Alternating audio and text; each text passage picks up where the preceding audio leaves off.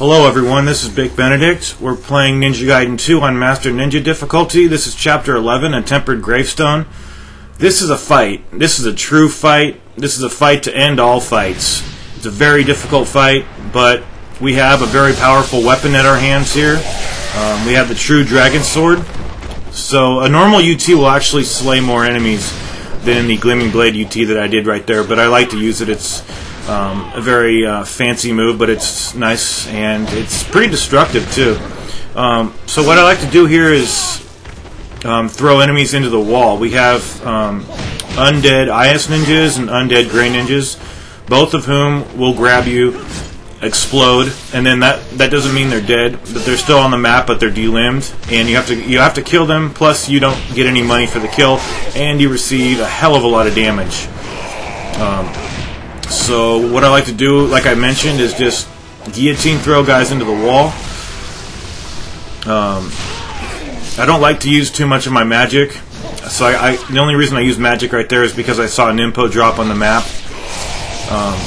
This first couple of waves is just these guys. In fact, that's all you're going to be dealing with, just these guys and archers. The archers are a pain in the ass, but hopefully if you've been following my guide, you have enough items to heal yourself and plenty of incendiary shurikens. So that may have been the last guy right there. My health is not regenerating because these archers over here are still around. So this is a really bad situation. You see how that incendiary shuriken went wild right there?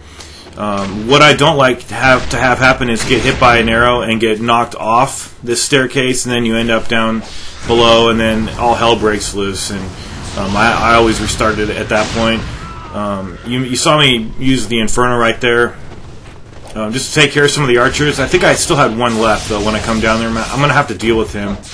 I think I also used Nimpo over here, but I didn't intend to have the Inferno activated. So this is an extremely difficult fight. This is like almost as hard as a Loom Chamber fight in God of War 2. It's a little easier than that, but these are the same enemies we've been fighting. The only thing they have now is they have a grab. So don't try to counterattack them. You know, unless you when you see me counterattacking them, it's only because I'm just going on instinct and just gut reactions and just heat of the battle decisions, and I'm trying to, you know, micromanage everything in my head as things are occurring here so quickly. I do use full use of the daggers. I mainly use daggers to kill enemies, to try to get more Nimpo drops for myself. See, I already used a couple Nimpos. So all I do is stand against the wall, and then when I see enemies coming, I do the reverse wind, and then I do the guillotine throw. It's pretty much it's that simple. There's the counterattack. You got to be really careful when you're trying to OT these guys, though. You don't want to. That was an accident right there. I didn't mean to press that. Yet when you're OTing guys, you may not. You might go into the hitting mode, so make sure you back off and just very carefully press the Y button. So right there, I was trying to get some essence, some Nimpo essence. Didn't give me any. My health is not regenerating once again because this one guy's still left. So it's just a really awkward angle. You see here, I think, yeah, see that one went right into the wall, and then I jumped off on accident. Now, I didn't trigger the next wave, but what I did do is I inadvertently passed a tripwire point, and I wanted to show you where it was, but I will show you exactly where it is. You see the little house right there, the little awning right there, the roof? It starts right over here. See that ninja that just... I guess I did show you where that was. The problem though when you put that spawn into motion is that you're going to have IS ninjas coming towards you, and then you're going to have these archers placed behind you, so you're completely flanked. It's very cruel enemy placement actually, but just if you get into a pinch, use the Nimpo. Don't use it unless you need it. That's the thing you need to do here, because you need to conserve your supplies. This is a full-out war. Almost fell off right there. Okay, now I'm going to head back. And heading back is not going to unspawn any of these enemies. Oh no, I was going to head back. I'm sorry, I got grabbed so many times that there's a lot of takes of this, but again, this is an optional fight. If you want to see how not to fight these guys, check my other guide. But I'm not letting any people survive in my playthrough of this game now. So yeah, that's the grab. See, the guy, he's still alive, and when I kill him, he's not going to yield any essence. So that's a really painful grab. Just flinging guys into the wall. Now I'm trying to see if anybody's still around. Looks like I killed all those guys. Okay, so that's the second wave done. Now the third wave, we're going to go over here and look over to the right. You're going to see some archers spawn right over here. There they are right there. That's your cue to run back. Try not to get hit. It's hard sometimes. They'll knock you down. Just get to wherever is your comfortability zone. Find an area where you're comfortable flinging guys into the wall. And right there I did a test shuriken to see if any guys were behind me. These guys are really quick. But the True Dragon Sword is a very good tool for dealing with these enemies. It's UT. I think this one that one timed out right there. It didn't connect all the way. So I haven't used any healing items. I'm going to have to, though, pretty soon. Unless I did without... Yeah, I guess I have used some... Yeah, I guess I have. I had 5 healing items going into this. I had 3 grains of spiritual life and 2 herbs of spiritual life, plus 3 mushrooms. So I'm going to... the guy's incendiary shuriken cancel me out of that Azuna drop right there. So I'm going to charge up again. Barely had time to do that one. But look at this UT. It slaughters everybody here. Okay, so that guy, looking to see if my health's going to regenerate. It's not, so I know more enemies are coming. Only had time to do an ET right there, but it's better I get off an ET than try to risk doing a UT and getting grabbed. And I could have considerable more health than I currently have, because I have 5 or 6 lives of the 1,000 gods that I haven't even used and applied to my upgrade. So the life I have is not even that much. I'm using IS Shurikens here not because I can't fight these guys, but because I'm trying to get some red essence. And unfortunately, whenever you're dying to get some, you can't get any. So it is a good way. This is a very good way to not only kill these guys, but try to get red essence. This is luck. It's just luck of the draw, whatever you're going to get. So my health regenerated, and now that's it. Except for we may have some archers. Yes, we do have the archers to deal with. Throw daggers at these guys. I would not waste too much nimpo on these guys. But this is definitely one of the harder fights in the game. I think the Shadow Ninja Reietsu fight's harder than this, but this is a really tough situation.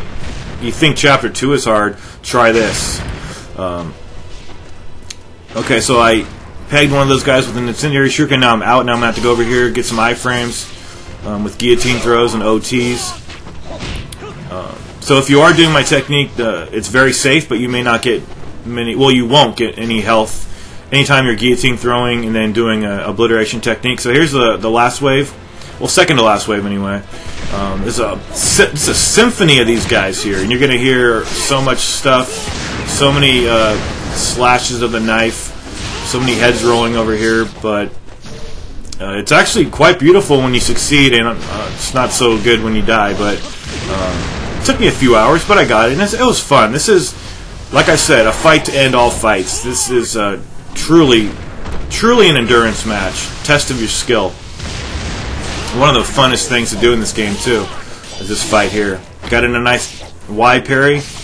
This guy wouldn't get his limbs sundered, so I had to go into an OT. Now I need to very carefully... Okay, he canceled my charge with the shuriken. Now I have to block, OT him, and then that should be it. But it's not over yet. But fortunately, there's no more IS ninjas. You're going to go down here, the save statue is going to not glow, and now these guys are going to charge at you. This is your last defense against getting to the save point. So just guillotine throw. Don't get greedy whatsoever. Do the obliteration techniques. Do charges if need be.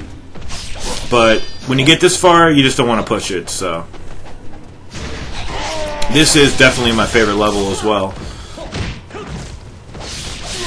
So you see, he was an OT status right there, and I tried to chop at him with an OT, and I missed him, and then it just went into the cutting of the Y button. So it works really well. No lag. It's very nice.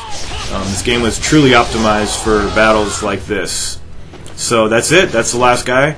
Now we're going to go down to the store, or excuse me, the save point. You can go to the store if you want to, but I would recommend just saving it first. Get your bearings straight, and then we'll be going to the next section. After the save point, the next confrontation we have is versus some IS ninjas. In fact, there's about 3 waves of these guys. So they're going to spawn right down here, and I'm going to cast the Inferno to get the guys off the towers. You see the guys. You might not be able to see them. I'm going to try to get the camera up there. There's a guy per tower. They can be unspawned if you want to, but I'm taking everybody out in this guide. So, okay, so it looks like we have, it wasn't exclusively IS ninjas. It looks like we have an intermixing of IS ninjas and gray ninjas. But I do know that the next couple of waves are just these undead IS ninjas. So get used to fighting these guys. I mean, they're essentially the IS ninjas. They have a grab. That's the only thing that's different with them. So. And the environments in which we're supposed to face these guys is not very ideal. We don't have that many places to throw them into, but like a building. If you want to, you can spawn a wave and then go back to, you know, that comfortability zone that I mentioned in the beginning of this video. Go somewhere near the save point's pretty good, into that little cave. There's actually a corpse there with some arrows if you need arrows. There's a lot of items on this level, but you need a lot of items too, so you got to kind of balance it. You see, you could guillotine throw guys over and over, but we're mainly looking to throw them into like a board like this. That's why I kind of lured these guys up here. Try to get them onto that, smashed into the board. I didn't mean to go up here. Got a helmet splitter on that guy. Should have split his skull in half, but I know I tore this guy in half right over here. So whenever they're delimbed and you try to fly swallow them, they most times get cut in half. So I'm going to hit that guy in the face. Make sure you go back and save after all these waves too. It's very important. I have the Tonfa equipped now, and the next set of IS ninjas is going to spawn down the hill. So watch as they spawn, and then it's not really ideal to rush those guys since they throw incendiary shurikens. You see where I charged right there? That was a little bit, that was kind of in a dead zone in the environment, so you can charge an attack near the base of the tower, but just be cautioned that they can throw incendiary shurikens through the fence and things like that. So the Tonfa works really well here. I have to give it a lot of credit.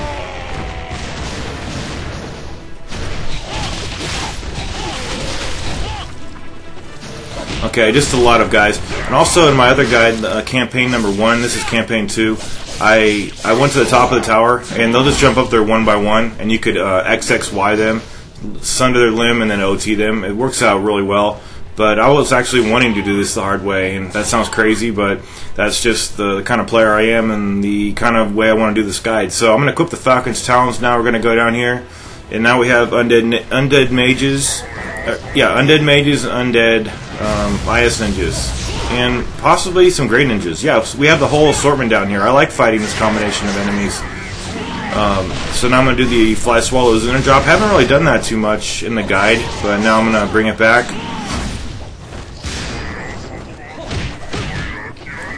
Also, there's another wave of enemies in the house.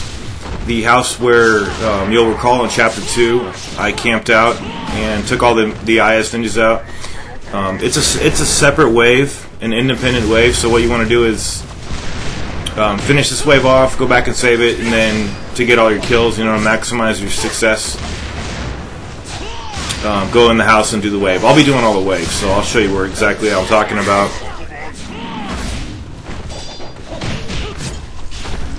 I think I got a pickup here. Yeah, an Nimpo drop right there.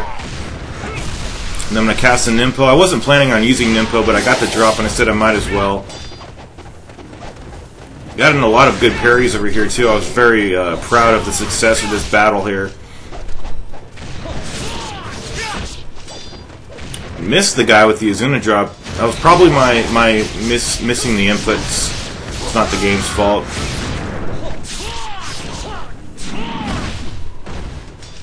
So that guy did a roll right there. did a parry. I got a parry, but then I got hit by an incendiary shuriken. So there we go. Took that guy down. Remember, the undead mages can be taken down with one fly swallow Zuna drop, but the undead Iasen just take 2. So I'm not really depending on. I was just doing those on the undead mages. So now I'm gonna do some OTs. There's a lot of these enemies here.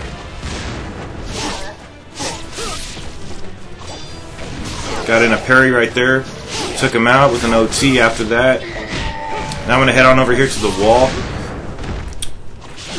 Got interrupted again, and this battle was going really well, so you may notice a couple small edits just because I went to the menu and I held it too long and I didn't want to waste your guys' time. So now I'm just fleeing guys into the walls and then OTing them.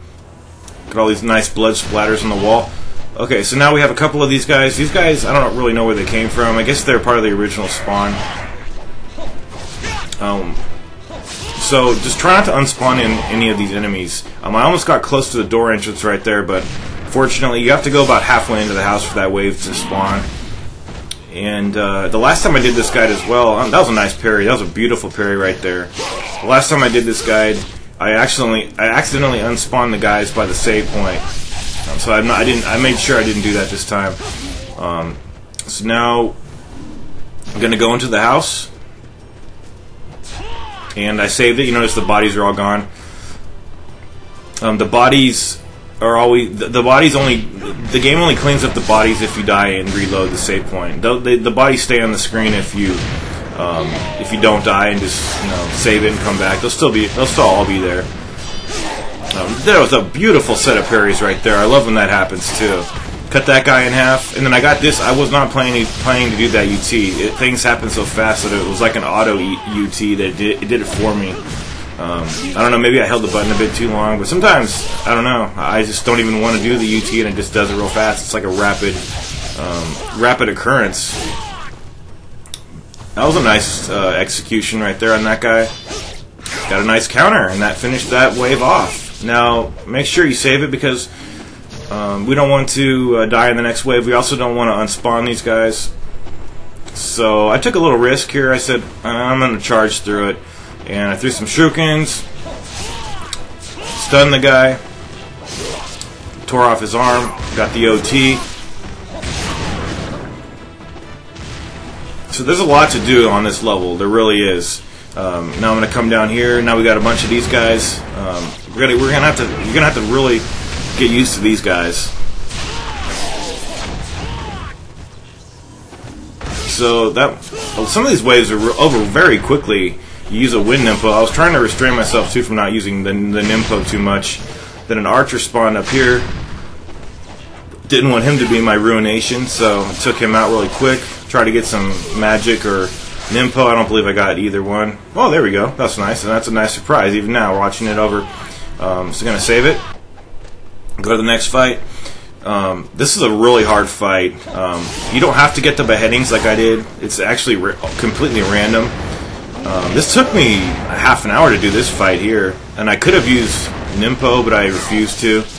I don't believe I think I used one healing item over here. Basically, you can go back through the door. Once you open the door, you can go back to the door and kind of fight a couple guys with these at a time, but the reason I'm going to this wall as opposed to the other wall is because that door is kind of erratic, and it opens and closes really at odd intervals. So I just like this door here. It's solid. It's a nice place to throw enemies at, and it doesn't keep going from open to closed. So that was a nice triangle, or excuse me, a Y parry. I almost got the Azuna drop on that. Got a beheading. Yeah, and this was another one of those damn fun battles. I thought I was gonna die. You always think you're gonna die, and then it feels so good to see that blood squirt out and know that your victory is almost within your grasp. So yeah, whenever you're blocking like that, just really be careful. These guys love to just grab you through your guard and do that exploding grab.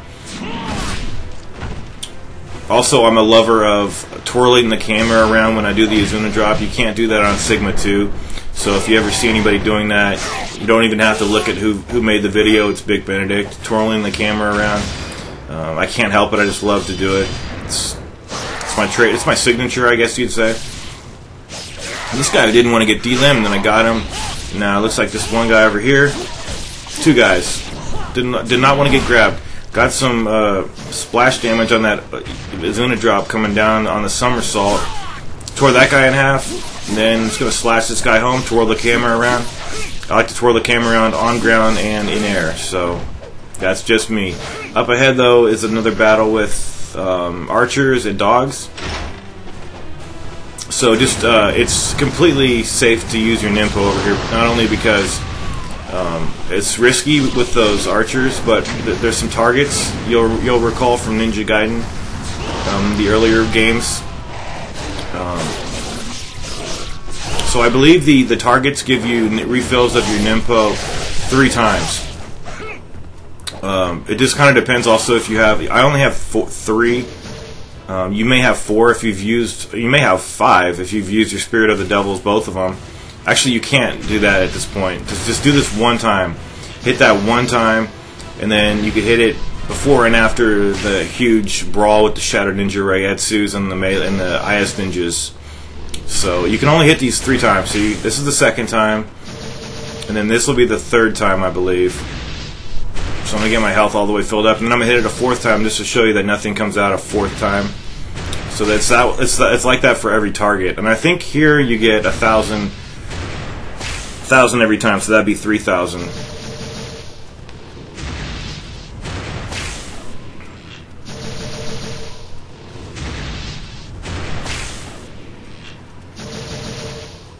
Okay, now we're going to go up here and get the Jizu statue head and the key to the supply room.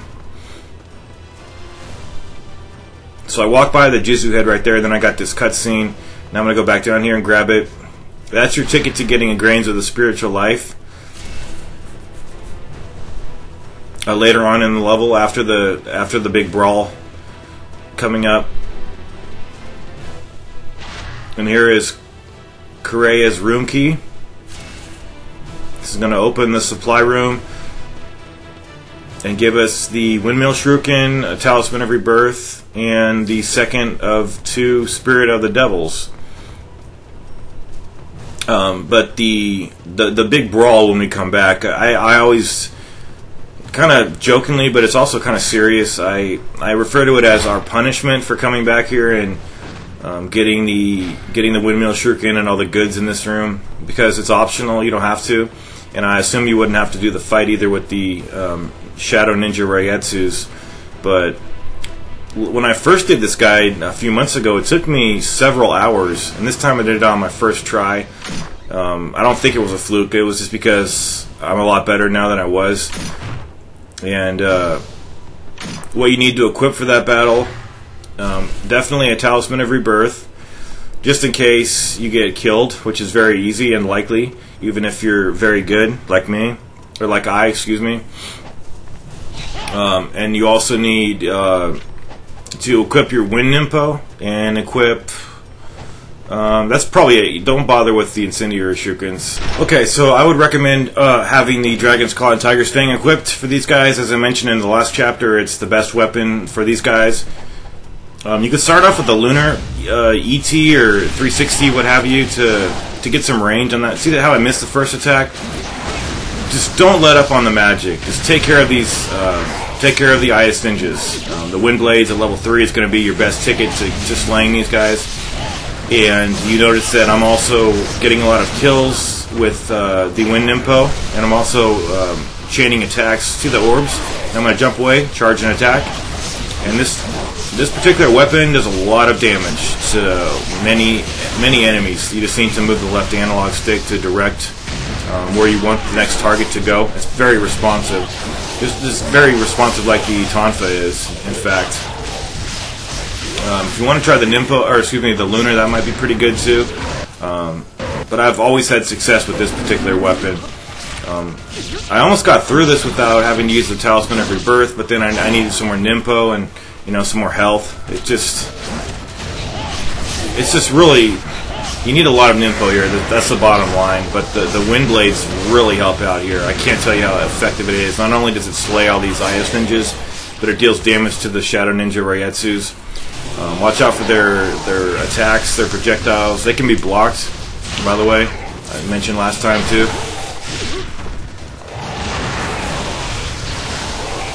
So if you come here with, you know, if you come here with a filled out key bar and you only have 3, that gives you, you know, 3 to use right away. And then if you have 3 Devil Way mushrooms, that gives you another 3. And if you die with the Talisman of Rebirth and come back to life, you can have 9 potential uses of the Nympho, and that might go up if you get Nympho drops.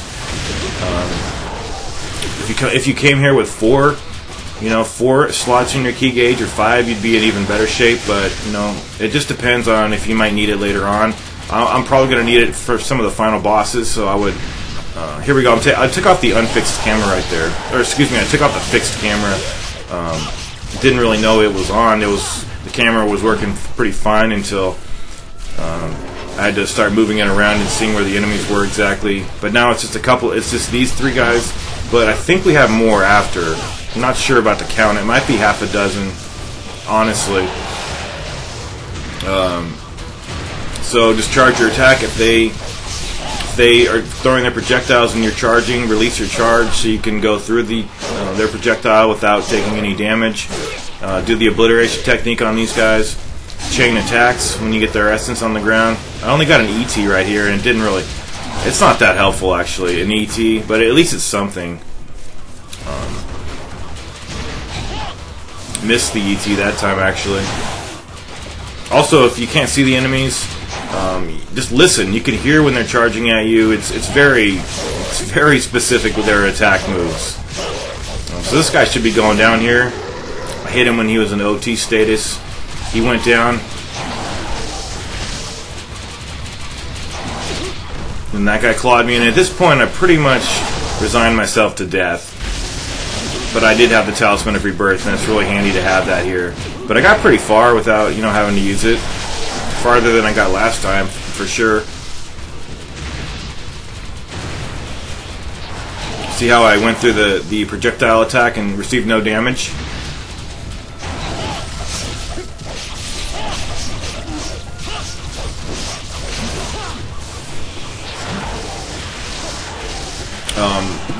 Each of them, when they throw a projectile, they throw 2 projectiles.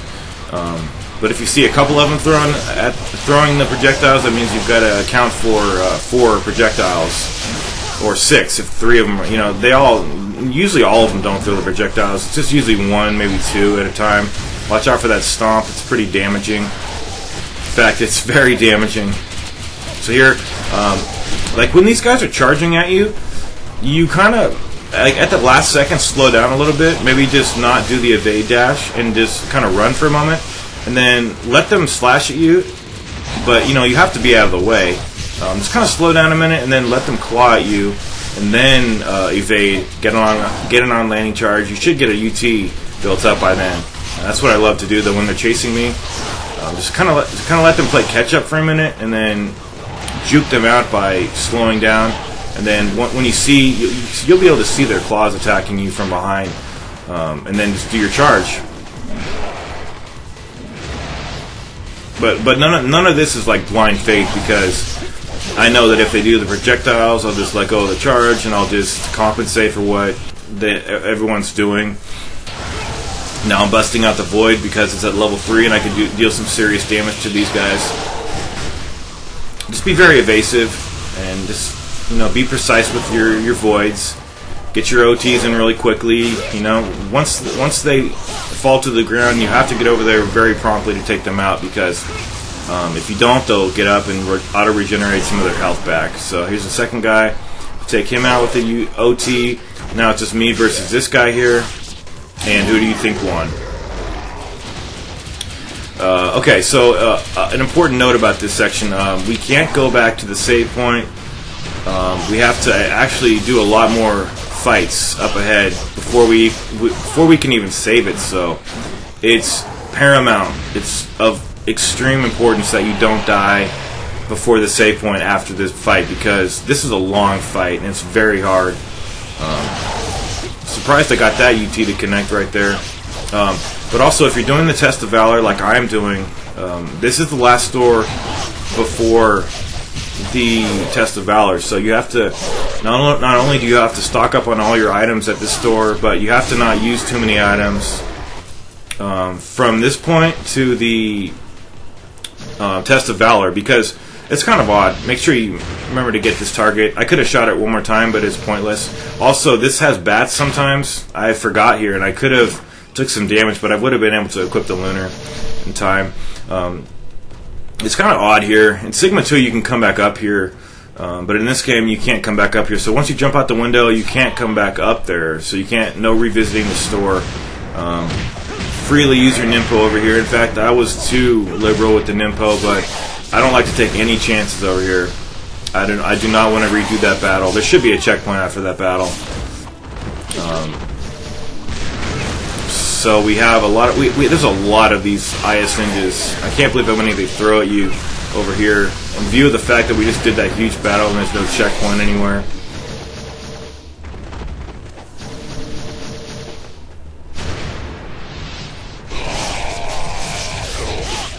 Okay, so that box that I'm kind of standing behind, I'm not using it for protection. I just somehow always end up there. I don't know why. That has Nimpo orbs. And I thought all the enemies were gone, and I should have used it one more time before getting this box, but who knows how it would have turned out. Also, a mistake that I didn't do this time, but which I did do the first time I played this game, and did this, a guide for this game. We have the Jizu statue head, so we're going to place that in the to the left over there in the statues, and put the head on one of the pieces where it doesn't have a head, and that's going to give us a grain of spiritual life. But if you come up there with, say you come up there with the amount of health I do, it's not going to give you a grain of spiritual life, or it's not going to give you the money that you would have, that it would normally give you, even if you have all your grains maxed out. It gives you some health orbs. So you have to, there's even more enemies too, by the way, so you have to fill up, you have to save it, heal and save before you even do the Jizu statue head and get your reward. How it worked out for me was I already have 3 grains in my inventory, so the orb up there gave me 7,000. When I did this guide last time, it just gave me a few health orbs, and I didn't max out the financial opportunities over there. So I'll show you what's going on in a moment here. But yeah, I did use too much Nimpo over here, and in the next couple of sections I'm going to have to try to get some Nimpo drops, and I already got a couple, so I mean, I've already done the next section, so I have got a couple.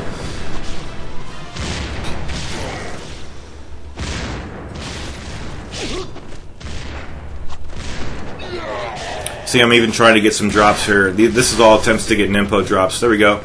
That was successful. Okay, so now, remember, don't go up there yet to get the, don't put the, I mean, you could put this thing in there if you want to. Heal first, save it. Now go back up here. See, my health's filled up, and I have 3 grains of spiritual life. If I didn't have 3 grains, it would just give me a grain. If I had 2 grains, for instance, it would give me a grain of spiritual life. But since my health is all the way filled up, and since I already have 3 grains, it's going to give me 7,000. So that's how to maximize that. Now go back over and save it. And we're going to have some more enemies to contend with, as you could probably imagine on this bridge. A lot of IS ninjas and some undead mages. So I'm going to charge my Tonfa ET, get a bunch of kills here. Okay, so at this point I needed to not get hit too much, so that's why I'm resorting to UTs.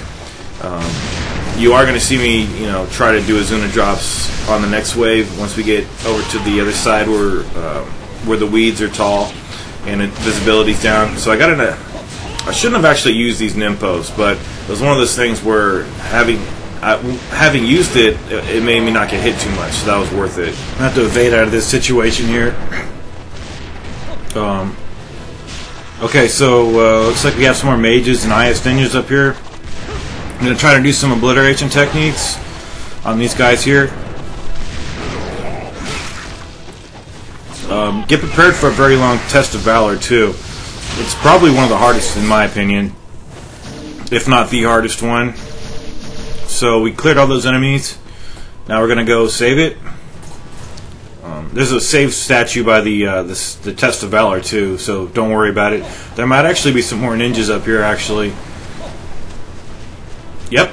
And I think after I saved it, I reloaded my data, and then I ran into a mage up there, and then he killed me because he caught me unawares, and then I died, and then I reloaded, and then he was gone. So that's the reason I couldn't bring that footage to you. So obviously now I'm just throwing guys into the wall here of this house. I love this area from Ninja Gaiden and Ninja Gaiden Black Chapter 2. It's my favorite level on that particular game. And it's funny, because this is my favorite level of this game, and both versions of this game have this level on it. So that's where I ran into the mage, but he's gone. Now I'm gonna go over here, and anytime you want to kill one of these waves and come back, feel free to. You can come back at your leisure and save it. So right when you jump out of the water up here, sometimes you can have enough time for a charge. Sometimes you can't though. But see, it's kind of hard because you can't get it on landing going. I don't really like the weeds here. It's way too hard to see anything. This might have been the clip when I had killed all the enemies except I think I threw one guy into the water, and then my health wasn't regenerating, and then I went into the water, and then the guy was kind of twitching around under there, and I hit him with the sword, then I killed him, and then I got my regeneration of my health. So yeah, it's an interesting design choice for this level and this part of the level. But I can't see anything. If I can't see anything, then I'm really not enjoying it as much as I could be. You are going to be seeing me use a lot of daggers over here because I'm trying to get some Nimpo for the test of Valor. Since I was way too liberal with using it earlier, so that's why I'm also doing a lot of attacks that aren't based on techniques like an ultimate technique or an essence technique or an obliteration technique. I'm trying to conserve my health, so my goal here is to. I met my goal actually. My goal was to get 2 Nimpos, so I can have a full key gauge for the test of Valor, and also to not use any items. So it was harder to not use the items than accumulate the Nimpos.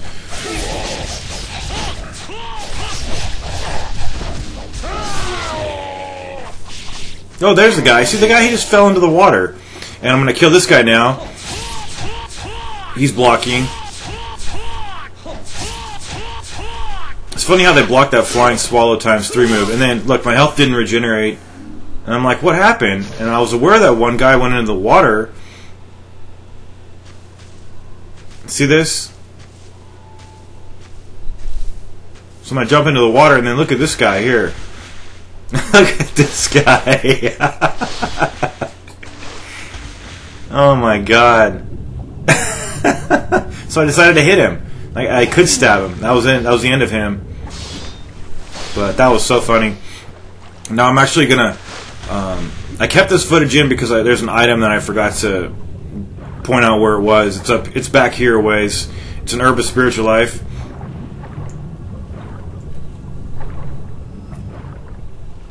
And what I'm going to do is I'm going to apply it to my person since I already have the maximum number of those. It's on a corpse. So I'm going to bypass the save point for now, and then I'm just going to come over here to the left. I'm sorry about forgetting to point it out. It's on this corpse right here. So I used the healing item, and then I got the herb of spiritual life. Maxed out items now. Going to save it. Go on to the next wave, which is, I think it's archers. So save it. And remember, you can come back and save it whenever you feel like it. That's always what I do anyway, because particularly in this instance where I was trying to reach a specific goal. But these archers are pretty hard to kill with... They're actually hard to. Okay, one caution about this area up here is that you don't want to go too far up, because then you'll have archers and IS ninjas. So just kill the wave of archers and then deal with the IS ninjas in whatever fashion you want to.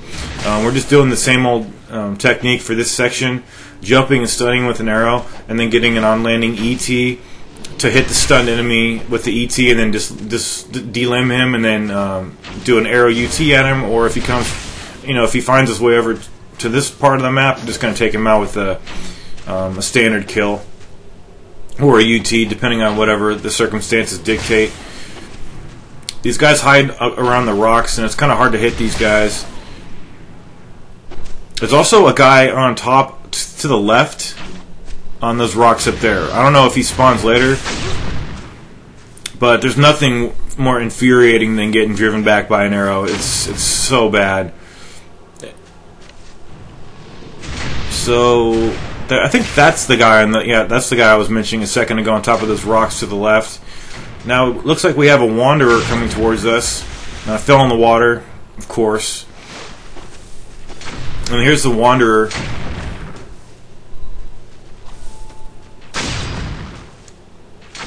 So I'm just kind of waiting for this guy to get over here so I could attack him and kill him without doing a technique on him and getting a standard kill. Hopefully getting some essence. That's not yellow, but of course I got a yellow essence. It's okay though. I'll get some drops. You actually get the drops are pretty generous when you're doing incendiary shurikens and you're trying to get red essence. They give you it a lot. But the reason I wasn't doing it here is because I wanted to save the incendiary shurikens for the IS ninjas.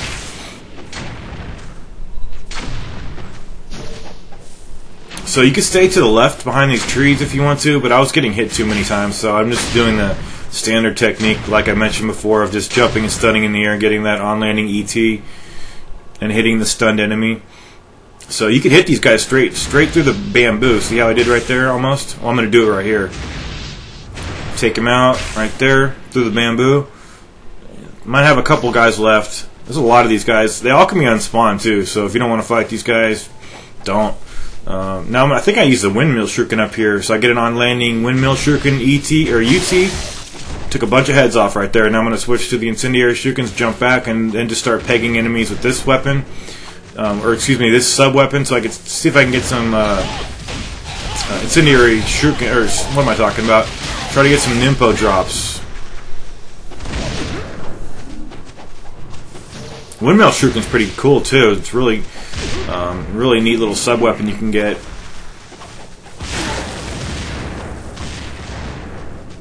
So basically, shit, hate that. These guys will throw daggers at you from the bank into the water, so you got to watch out. So here's a walker, gonna throw some daggers at him, and then collect my essence, and then resume my trek up the mountain.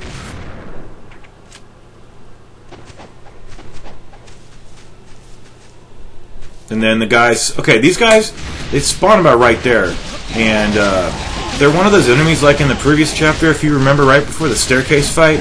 The enemies, some enemies in this game, they're like little statues on a map that don't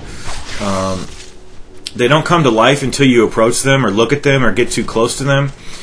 It doesn't work.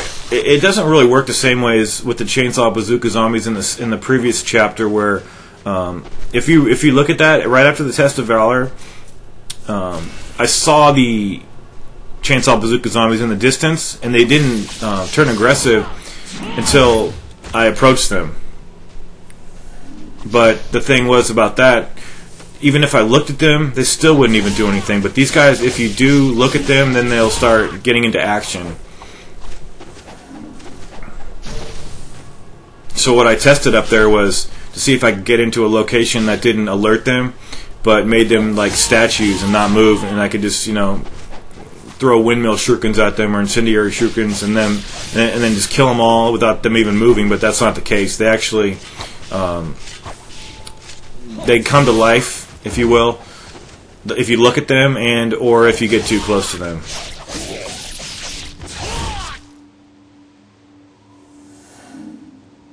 The next group of enemies we're going to be defeating are some slain enemies. Well, they're not slain, but they have their limbs cut off by default, so it's kind of interesting. You're just going to have two of these guys, two handicaps coming up here, so fly swallow them, you can get a beheading or rip them apart. And then we're going to be facing mages after this. I believe they're mages. Or this might be the IS Ninja spawn. Nope, it's the mage spawn. Okay, just deal with these guys in the same fashion. Don't really look at them until you're ready to fight them. And you could fall back and do charges. And I like to fly swallow, stun, and then do an Azuna drop on these guys. That's the preferred method, in my book. There's a Nimpo drop. I know I got a couple of Nimpo drops over here, and then I was like, I need to stay alive and then go back to the save point and record my progress, because that was one goal met right there. I'm getting those Nimpos. And surprisingly, the windmill shuriken didn't kill these guys until I looked at them. That guy's gone. So this is a pretty easy wave. The attack that they do is parryable, but it's just very requires a lot of very, very good timing.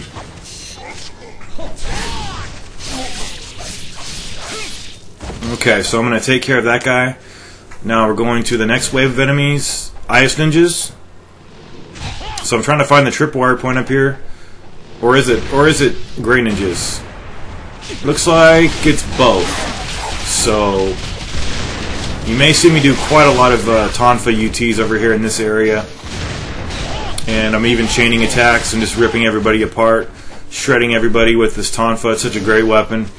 So it looks like my health regenerated right there, and I'm gonna you gotta really watch out for de-limbed enemies in these weeds here. So there we go with the Tonfa Azuna drop. Now we're going to go up the mountain a ways and just going to keep my guard up, just in case there's any more, de-limbed enemies. Looks like we got some Gray Ninjas. So sometimes it feels really rewarding to use a Tonfa ET. I mean, it just kills everybody so efficiently, and it's so responsive to your moving of the analog stick to direct it, to do what you want. So these guys seemed a little bit odd as far as their aggression level. Kind of had some pretty high peaks and valleys, but took them down. I think that might be the last enemy to deal with before this next section up here, before the save point. I think we have an archer. Is there an archer up here? I know there's one somewhere. Or is it all incendiary shoot? Yeah, somebody, yeah. I don't know who shot me right there. It must have been an archer. Of course this missed right here. Fucking missed. Shit. So if that would have actually connected, I probably wouldn't even have to fight this wave. Unless there's more that spawn after them. I barely survived over here. And that's pretty good, because I would have had to lose a lot of progress because I didn't save it for a while, a few waves back, because the last time I saved it actually. A lot of these guys here, I'm not using any healing items per my goal, so I'm depending on using guillotine throws to cancel out of that incendiary shuriken explosion. This guy didn't want to get de-limbed.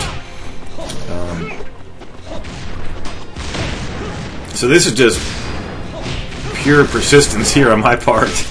Try not to, and just utter refusal to use a healing item, but fortunately these ETs with the Tonfa take care of this guy. One guy left. Probably do a windmill shuriken or something, get this guy out of here. Or maybe wind path off his head. Do I do a wind path to OT? Yep, that's the safest thing to do sometimes. And that's the last guy. And then we're going to go to the save point and brace yourself for a really hard and long test of Valor. It's very tough, but first of all, you want to. Oh, here I was being careful. Sometimes I don't trust anything in this game, even if I see a lit save statue. Make sure you manipulate this chest down here. It'll easily give you about $5,000 or $6,000 of Ghostfish UT kills, rather than the 1,000 you can sometimes get, which you don't want. But the next the next session will be the test of Valor. All right, this is the 9th and final test of Valor. You want to equip the scythe, equip your Inferno. The Inferno is probably, I would recommend it most highly. Welcome to Hell here. This is probably the hardest trial in my opinion. It just, I don't know, maybe it's just because it's the last one, but I honestly don't. It seems like there's like 60 death worms, but there might only be 50.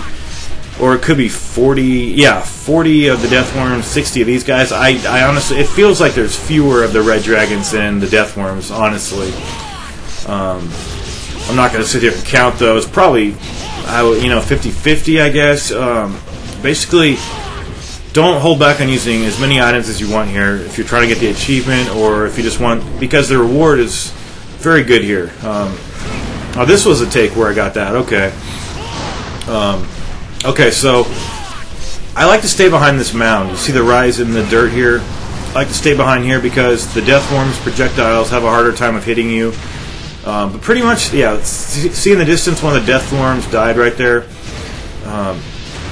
Sometimes you're just going to be charging and a death worm is going to be throwing his projectile at you. This is not impossible, it's just, it does require a little bit of luck. But I've seen very skillful players take this trial out, and they didn't really have a problem. My biggest problem was just, getting interrupted in a charge like that. These guys, they have a lot of HP. We've dealt with these guys in a similar trial earlier in this game, but okay. So use all your Inferno at first. It's not going to kill the dragons, not one Inferno anyway. It's going to take 2 Infernos to kill 1 dragon. So I just go really item heavy with the magic here. I use a lot of magic.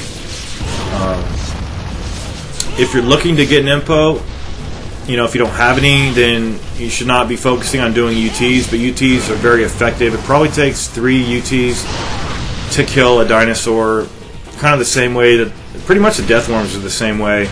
When they're up in the air, don't worry, they're not going to fly up off the screen and then pounce on you like the gold Van Gelser want to do. Okay, so save times to charge. When they're doing their flame breath on the ground, it's a good time, or when they're doing their flame fire in the air, because they do it both times, on ground and in the air. They have a rolling attack too, which you can block. I don't believe it takes any damage. But just kind of, if you've destroyed the guy with a couple UTs, I would just say, go for that final UT to kill him. Sometimes you're going to see me do the flank swallow with the scythe. That's not intended. It's just that I'm trying to jump towards the enemy and press the Y button. It's pretty safe to just jump and press the Y button, and he'll do that circular attack. So that's probably the best time to do that attack right there. Except if you're coming down and they still are doing their fire breath, you're going to get damaged. The nice thing about the fire breath is that if you get hit by it, it doesn't even take hardly any away. It's like getting your guard broken by the projectiles of the death worms. So you noticed I used the Spirit of the Devils number 1 and number 2 before I used my Talisman of Rebirth, so I could get revived and have the full amount of key in my key gauge restored to myself. So now I'm going to also use the Lives of the Thousand Gods. I actually took out all the dragons before I had used the final Lives of the Thousand Gods. And see this right here? There was one time when I was caught in that animation until it said game over, because I got caught into it. He lifted me up in the air, and I think it was, you can break free of it by waggling the left analog stick and mashing buttons. But I think because I pressed the start menu or pressed up on the directional buttons, it kind of went into like a glitch or something, and it probably was my fault for trying to open the menu. But sometimes when you're getting grabbed and stuff, and you think you're going to die, you try to open the menu up, and sometimes the game will grant you mercy and let you use an item. It's just how this game works. But that particular instance, the guy killed me. He had me in his teeth in the air. He killed me. It went through a Talisman of Rebirth, and then even after that, I couldn't get out of it, and he just took me to town and killed me. So that was the only time that actually happened, and that was one of those instances where I said, you know what, I'm almost ready to say fuck this trial, but it was the last trial I had to do, and I knew it was just a matter of getting these guys gone. But even when they're gone, it's like the death worms never stop coming. It's just, damn, it's like hell. This is hard. It's got to be the hardest trial. One of the hardest. So, you know, you can come here like I did with three slots in your key gauge. That's 3, and not accounting for any health, any magic drops you might get, any red nympho. You could have 3, and then use one spirit of the devil, so that'll give you 4. Use another one to give you 5, so that's 9, 10, 11, 12. That's 12 uses of it, plus the, getting resuscitated by the talisman every birth. That's 12 plus 5. That'd be 17 uses of the magic, plus the 3 that you can store in your inventory. So you could potentially use the Inferno 20 times. That's a lot. Is that how much it would... Yeah, so I guess... But even if you could only use it 20 times, that would only mean you were taking out at most like 10 of these guys, and there's got to be 40 of them, at least. Maybe 50. So you've really got to use UTs a lot, and that move right there is very good. I'm going to hop away to safety. Whenever they're in the air too, just let the scythe go. It'll hit them in the air, then they'll come down.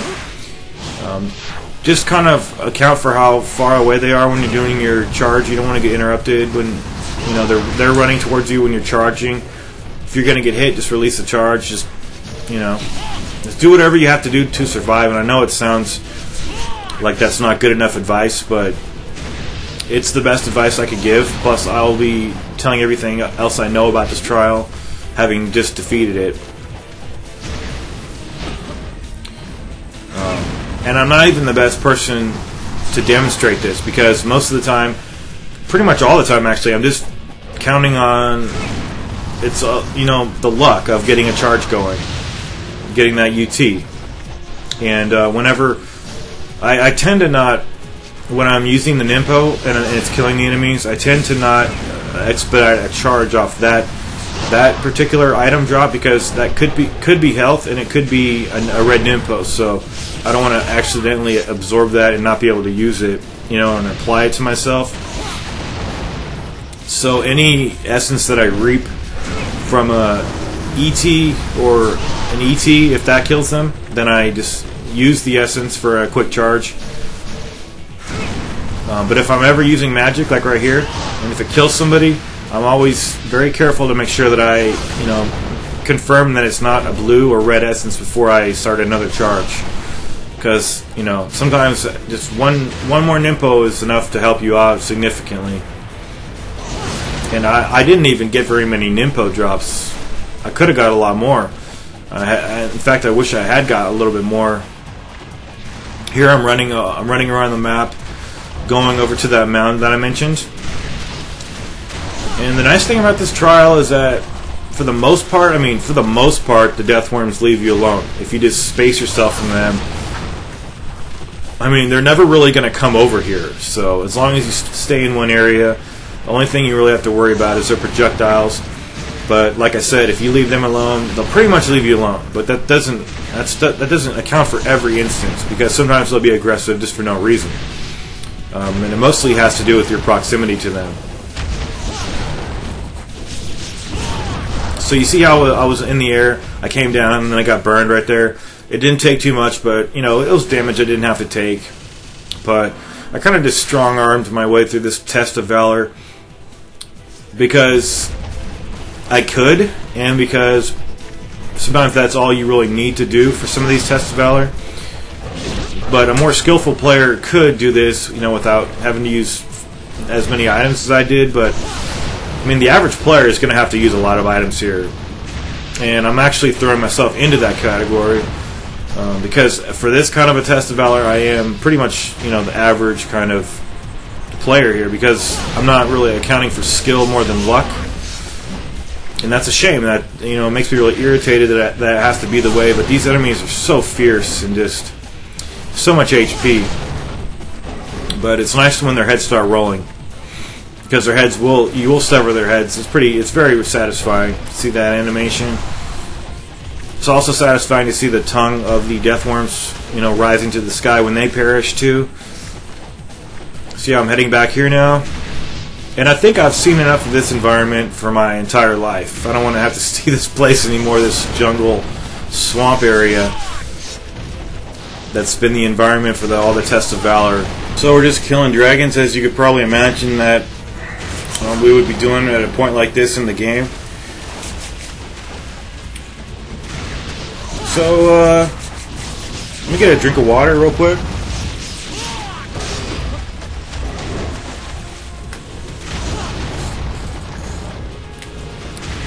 I also decided to, here's the thing. I had to use, let's see. I came here with 5 lives of the 1,000 gods, and I had to use them all. And, you know what, I'm just going to overwrite my data. I actually went to a separate save file when I defeated this trial. And, I apologize if I say trial and test interchangeably, but they're just kind of the same thing to me. Here we go, getting grab, love that. So I'm just gonna when I resume my next session and go on to the next part, I'm just going to apply the lives of the 1,000 gods that I got here as a reward, because that's what you get. Spoiler alert. No one's gonna get their spoil. No, I mean no one's gonna get spoiled. I don't think anybody but diehard fans will watch these. And true fans and master ninjas. I don't think any noobs watch. I mean, no offense. That would be cool if noobs watched, but you know, we're all ignorant of something. But that's kind of leading me. Oh, I was trying to jump over that guy's fucking head, and his head was falling to the ground.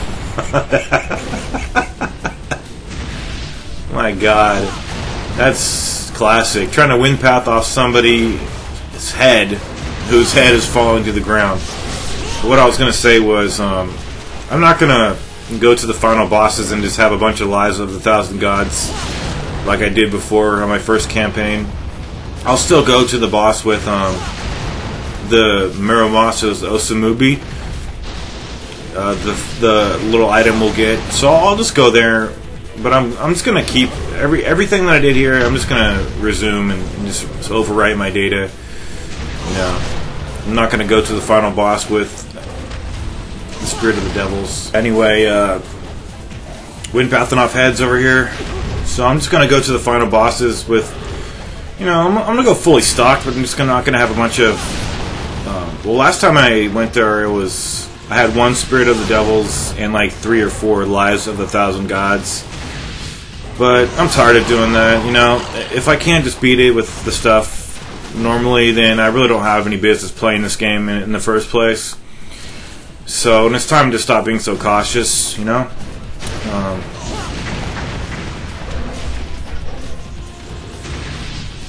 So it's been hard to do these tests of Valor.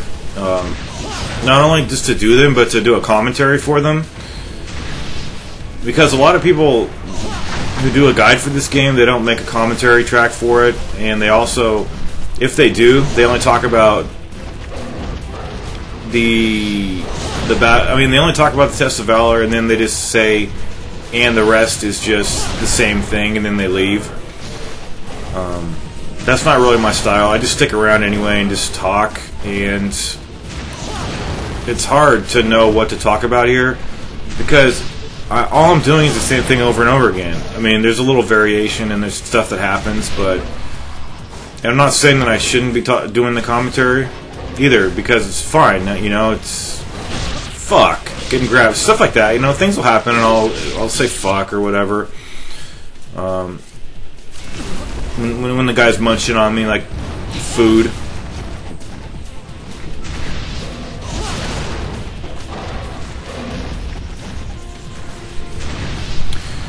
Yeah, and you know, I'm tempted to talk about other things, but I just don't know what to say. You know, it's really easy to get at a loss for words. It is, especially me. I'm a quiet person from the beginning. But all I'm doing is jumping around, charging attacks. So I don't know what else I could fucking say about this.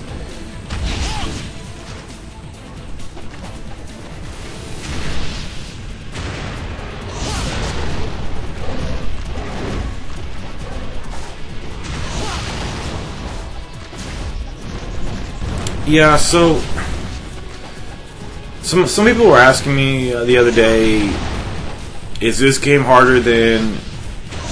What were they asking me? No, they're saying...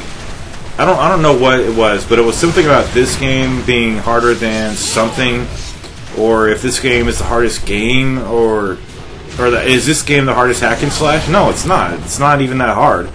It's pretty easy, actually.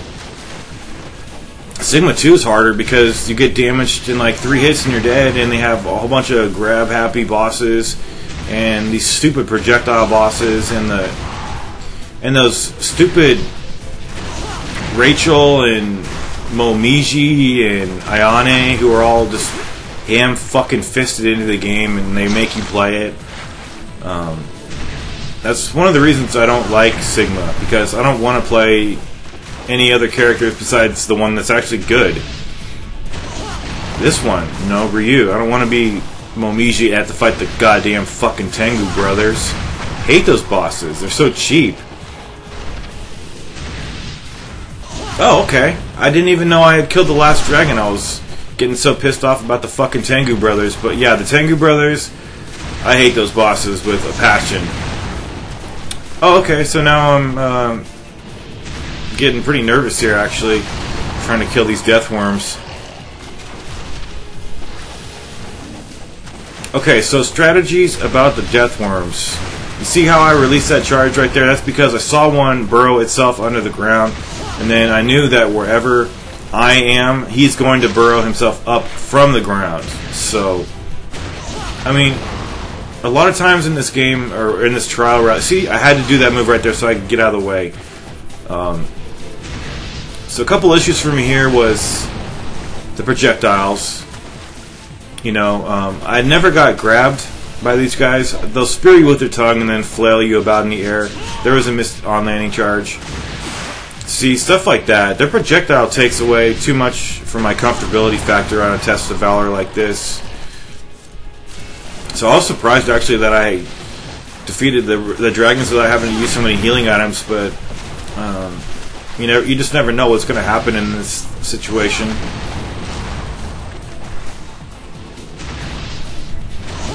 Yeah, but one thing that does occur to me is that on an enemy like this, you have to be fairly close to him to deal damage. Well, that's not even correct. I mean, you have to be pretty close to him. I mean, you can't damage him from the other side of the screen. You know, if you're trying to be scared about this enemy, it's intimidating because I've already invested at least a half an hour into this trial, and I don't want to die and lose progress. You know, and when I got to like closing down on the numbers even more, you know, no one wants to die and lose progress. Have to do it all over again. But this went on far too long. I thought this should have been over a long time ago. Yeah, and you might also be wondering, like, you know, why do this trial? Why do this test of Valor? Well, it was the last and final one for me to do, and whenever there's just one left, you feel compelled to do it. I'm just glad I did it, and I'm glad I've done all these trials of Valor. Yeah, and this video is probably going to be probably 2.5 hours, I would say. And that's going to take a long time to upload, so hopefully this video will see the light of day. But from this day, it's going to be probably 5 days until it sees its publication debut on YouTube and everybody rejoices and starts throwing confetti, right? No, these videos actually, they get views, but it takes a long time for them to actually get views. I'm having a lot of problems with doing the tags on YouTube.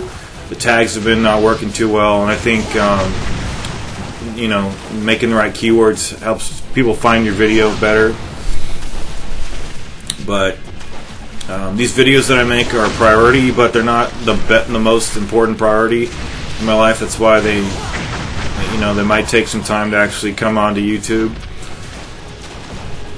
But I enjoy doing these. I enjoy playing the game, and I enjoy narrating and making the guide helpful, and, you know, allowing people to beat the game. Because I like to beat the game, but I also like to impart knowledge, you know, so other people can beat the game too. It's, you know, it's not just about making money and getting views. It's just about, you know, I'm passionate about this game. I love it, and also speaking into the microphone helps me as an individual speak better, and you know, speak better in public and in interpersonal relationships, you know, in society, stuff like that. I've taken speech class in school, but this is actually this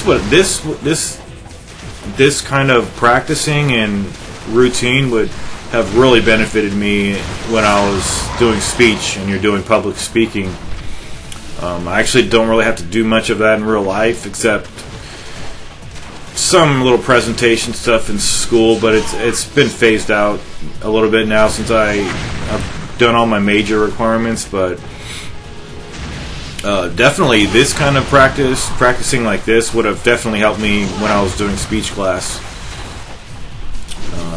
So love missing those on-landing charges and then getting tagged. Right here I was getting really nervous. I knew I had wasted the last item I had on reserve. And now I'm just going around and slaying these deathworms here. These deathworms, I mean, at least it's two of them at a time. They could throw like 3 or 5 of them at a time. It would be a nightmare. And I think at one point I even started throwing some daggers, and I might have got some kills doing that. And if I had known that, I would have definitely brought 30 daggers here.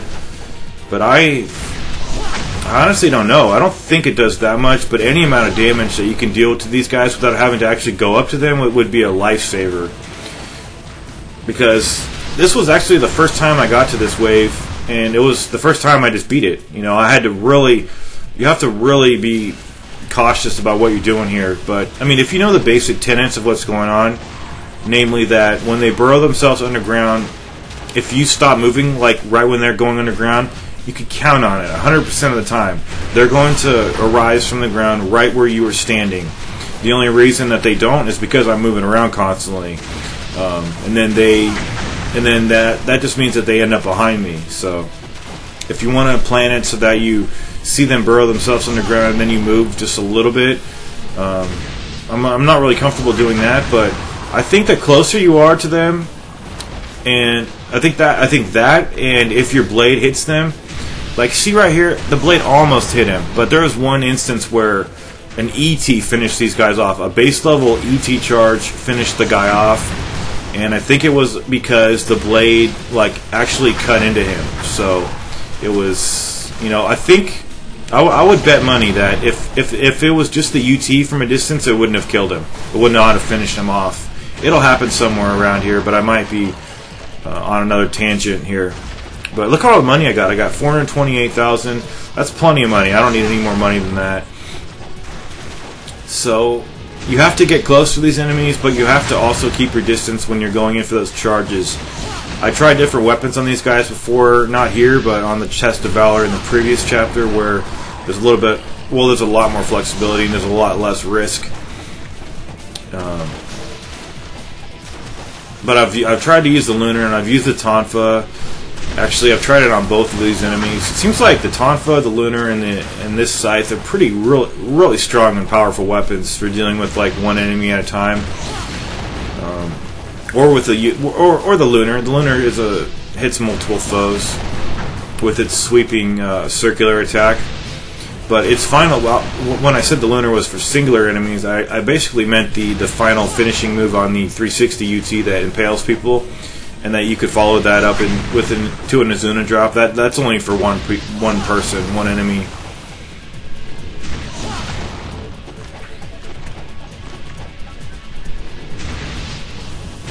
See, I had to release a charge, so I knew he was probably going to come up from the ground right where I was at. Also, as far as arrows, I don't think they work well at all here. I mean, you could try it, but I pretty much just wanted to get the job done. I wanted to finish this Test of Valor. I wanted to get the achievement. In another video, I think I also mentioned that the achievements, like, you don't get an achievement for every single one. I think I might have been wrong about that. But I was looking through my achievements list the other day, and it doesn't seem like there's a whole hell of a lot devoted to these.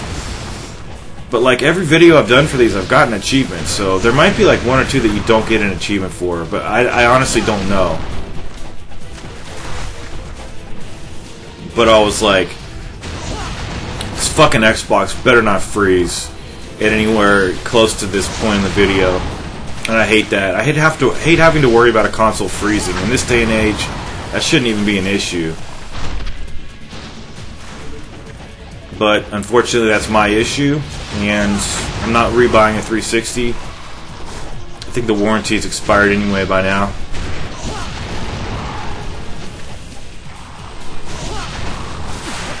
So as long as you know you don't get grabbed, first of all, don't put yourself into a situation where you get grabbed, and you can avoid that just by not being too close to them when you do your charge. And as long as it's okay to get hit a few times. Like you see me get hit a few times. It's okay to do that, but just you have to,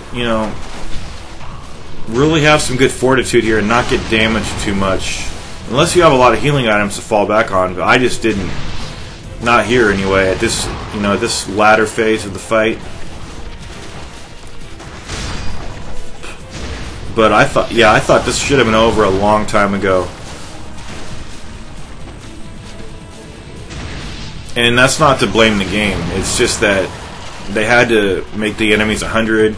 So, if I only killed 40 dragons, then it does stand to reason that there should be 60 of these guys. But that's a lot of these guys to deal with. Would I want it reversed though? Have these guys be 60, have the 60 be for the dragons and then the 40 enemies be for these guys. I probably wouldn't want that though, because that's way too many dragons. It's not enough Nympho to use, to have on reserve, But greed is not something you should be experiencing at a point in this kind of a battle. Don't think that you should be getting greedy with your kills here. These guys do give you 3,500 per essence, but I would definitely recommend chaining attacks whenever possible.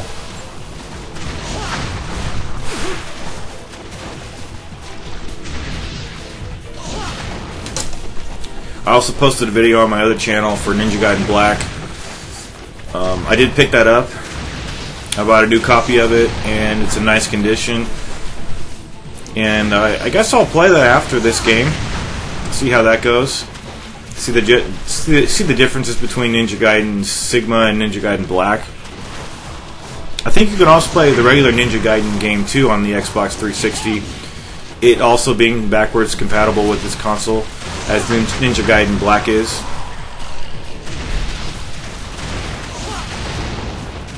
But that just goes to show you how great these games are. Like, people looking for these games after all these years. They're fantastic. Now I'm coming here late to the game. I've never even played Ninja Gaiden Black. And that game's almost a decade old. But it stands the test of time because it's true quality. It's expert craftsmanship, and it's fun combat that stands the test of time. And this game's a masterpiece. So is Ninja Gaiden Black, I hear. Well, it's got to be, with the reputation it has. You don't just get a reputation like that. I assume the quality is up to this kind of standard in this game. This game is a gamer's game. It's so good.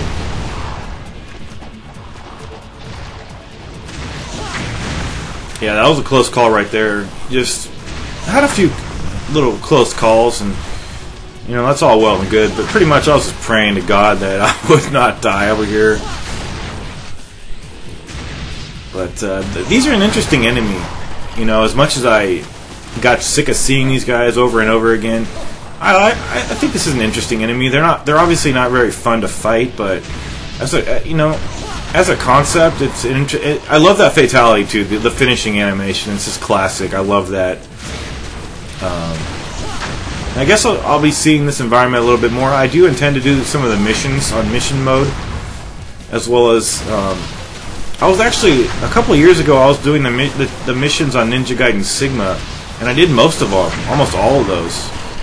It was actually on normal, and but that's when I was brand new to the game, and I honestly, looking back at it, I did not even know how to do I didn't even know the conceit about the charges.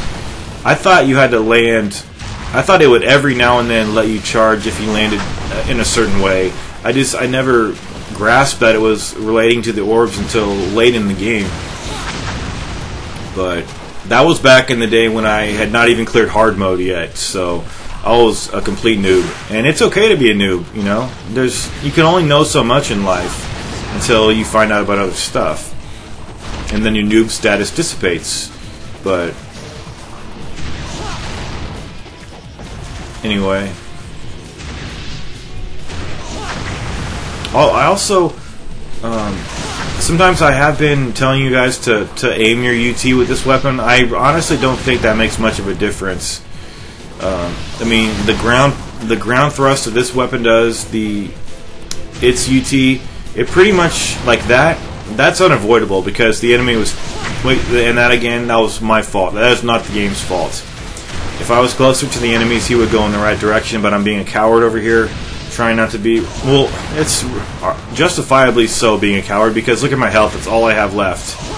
And I was glad that projectile didn't hit me a moment ago. So it's kind of confusing though because you see the attack that he did right there with his tongue. It's the same when they're going to spit. So I never know if they're going to throw an acid ball at me, or you know, if they're going to throw an acid ball at me, I need to release my charge at that instant, you know, so I don't take any damage. But if I'm like distance from the enemy and he's just going to drive his fork into the ground, that's a perfect opportunity to give a charge time to, you know, get finalized. But it's a risk you have to take, and I honestly I can't see any difference between those two animations when they're about to spit a projectile, because they rear their head back, like they crane their head back and then they go forward. It's the same kind of animation. I don't know if it has any little variations on it either, so it's hard. That's another reason that this enemy's tough, because it's like, should I hold the charge or should I let go? And it's a split-second decision you're going to have to make. I can't make it for you. I already made it like 100 times in this trial for myself here. But at least I'm giving you guys the tools you need to help beat these tests of Valor. Also, another reason that these tests of Valor have preceded the levels in publication date is because these are shorter, and it's much easier to just throw these videos into a file, render them, and upload them. And a lot of the times I'm rendering them, the test of Valor that is, while I'm still trying to play a level. So here's a perfect opportunity to do a charge. He's doing his tongue attack. Now if that tongue spears you, you're in trouble. Like right now, I probably would be dead. So I can't afford to make any mistakes right here, and that sucks. You know, to be this far into a trial and fail here, I would get really pissed, but it would not stop me from doing it again at a later point in time. I probably would, you know, come back to it later on, but it's rewarding to play these games, and I'm wearing this suit with pride. And you know, that might be laughable to somebody who doesn't play games or who doesn't like this game so much, but for a true gamer, if they heard that kind of sentiment, they would not laugh, because okay, I had that left too. Okay, I think that's the last healing item I possibly have. But yeah, for a true gamer to hear a sentiment like, you know, that I'm wearing this out of pride, they're not laughing, because they're a true gamer and they have the same kind of mentality towards games that I do. So they're not going to find it funny that I'm proud that I, you know, beat this game on Master Ninja. So missed an on-landing charge, but that was an instance where missing the on-landing charge was beneficial, because I went right over that projectile.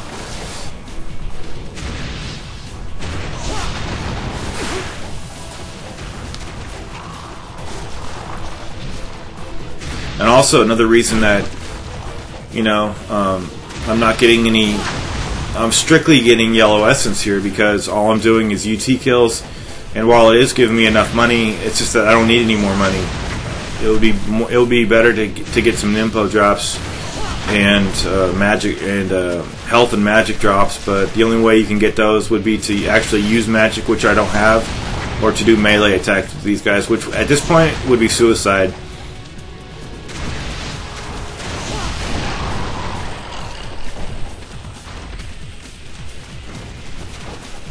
So we're looking for the moment in time when we only have one death worm on the map. And that's going to be our ray of hope in all this darkness. And I was constantly just looking for this map to only contain one death worm. And it finally came. You know, it did finally come after a while. But I had to do a lot of UTs. That's the bottom line. And it's definitely worth it. I mean, for Lives with 1,000 Gods, that's a very good item. And for the achievement, obviously. So I've actually got a lot of achievements for this game, but I'm not going to go after all of them because that would mean having to play the game like 100 more times. You know, going through the game with only using the Tonfa or the Vigorian flails or, you know, whatever, the lunar. They changed that in Sigma 2 because it's not that strict. In Sigma 2, it's just that you have to use the weapon X number of times, like get 1,000 kills with every weapon. That's more doable than, you know, having to play the game with the restriction that you can only use that weapon. But I have not platinumed Sigma 2, nor have I got all the achievements for this game, but I don't care about that kind of thing. Just looking to clear this game, help people, do a really good campaign, have fun. You know, spread the wealth of info to everybody that I can. Hopefully, expand the channel, see some growth. You know, stuff like that. Just positive stuff. And you know, you might be thinking, well, how do you expect to grow if you've already done this and you're not covering something different? Well, that's a tough question. It's a really tough one, but it basically comes down to me, you know, being the channel owner of this channel, and putting my having fun over the growth of the channel, and that's what it is. Because if I'm not having fun, fuck that. I'm not going to make a guide for a piece of shit game. And a lot of you might say, well, why, you know, if that's the case, then why did you do guides for Razor's Edge? When I've many times said it is shit, even though when I was doing the guide I said it was good. That was true, because back then I never played this game. I didn't even know how good this game was and how shitty Razor's Edge is in the vanilla version of Ninja Gaiden 3. By the way, I hate the word vanilla too, that adjective to describe the original game. It's like, vanilla? What the fuck? Is this fucking Baskin Robbins shit going on here? Not eating ice cream here. Yeah, so I never want to put myself in a position on this channel where I'm playing a game just because I feel like I have to. That's not what this channel's about. Not one bit. This is about me playing games that I love and making guides for those games.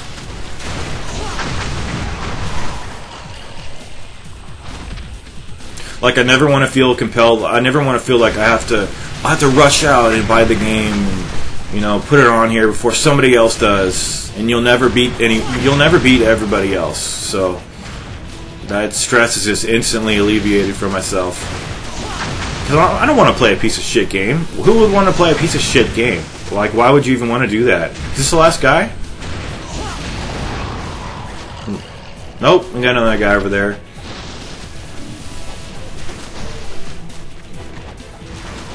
But yeah, there's so many bad games out there. It's just so many of them. It's hard to find good games these days. When you find a gem like this, you gotta really treasure it.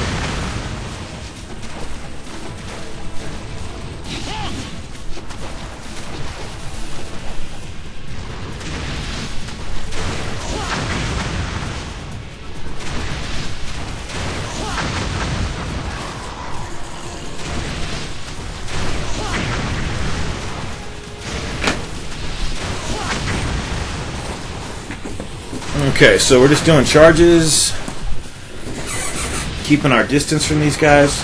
I'm actually going to lean back in my chair if you guys don't mind.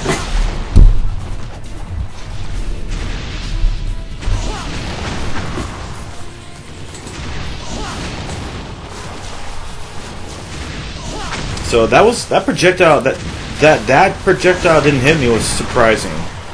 I mean, that one really should have got me, but who's complaining? Oh man. like this whole time I'm like, when is this? That was a fucking close call. That could have been the end of this whole test of Valor right there. Getting stuck by that time. But this whole time I was like, when is this gonna fucking be over? The whole time. Wow, another close call right there. Was that the ET? I'll have to rewind that when I'm watching this later. That might have been the ET that killed him because I was right next to the guy and the blade made contact with him. Or that looked like it was too right there. So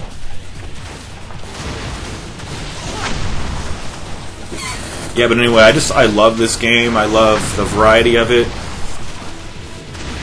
Like, sometimes when I'm switching through the weapons, it's like, come on, let me find the right weapons so quick. I mean, because there's 8 weapons to select from in this game. And the only one I really haven't used too much is the Kasari Gamma, or however the fuck you say that weapon. I don't know how to say it. I don't know what it is, but to me it's just the KG. So that's actually, as far as weapon upgrades, the only weapons I haven't upgraded. Also, I really don't use the Vigorian flails either. Wow, I'm getting hit here. Wow, this is fuck, man. I really have to survive. Also, your health will regenerate after a certain amount of time, I think, if you haven't taken any damage, but who wants to waste time here? Who wants to, you know, try to have my health regenerated when I could just finish the job I started here? So, yeah, okay, I got some regeneration right there. And a couple of times that actually fooled me into thinking that I had like one guy left, or that I had cleared the last enemy. But again, I'm not complaining about that whatsoever. So yet again, I'm looking towards the time when I just have one guy left on the map. This could be the last guy. This could be the last guy.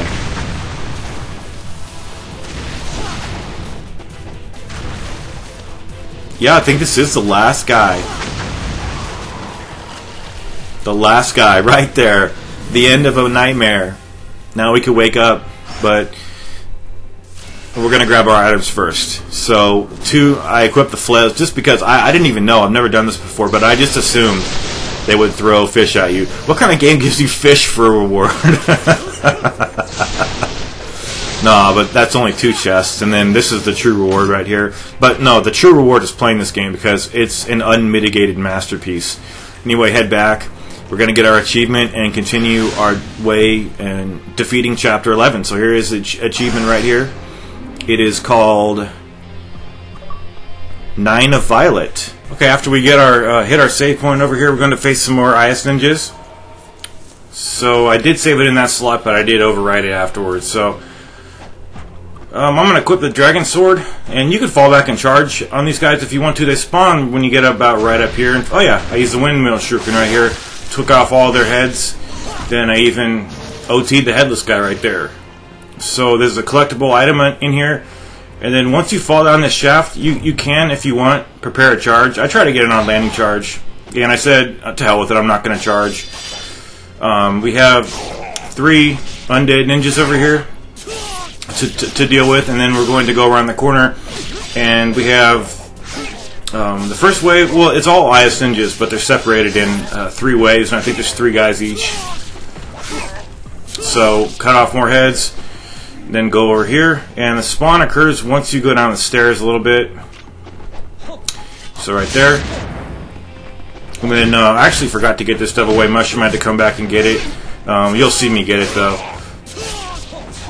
So the next spawn after this is right when you get in the room. So I'm gonna jump, get it on landing charge, do a true Dragon Gleaming Blade, kill a couple of guys if I can, and then once you clear this wave, I believe the next wave drops down, or they come in from the next room. We'll have to see how it goes.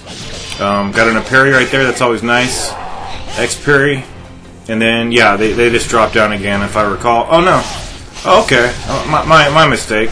This wave here of white ninjas. And then I believe there was another spawn there. Maybe I was wrong. But I do know we have another set of enemies out here, but it's nothing really to fear. You can't save it anyway. So yeah, we're getting pretty deeper into this level. We're going to be finishing it pretty soon. And we're also going to be getting our second to last life of the gods over here. So it'll be 8 of our new set, and then we'll get the final life of the gods prior to Genshin. I love that. That was a nice parry. Infected a couple of guys right there. Yeah, I'll get the loot on the body in a moment. I'm going to go back. This is just my routine.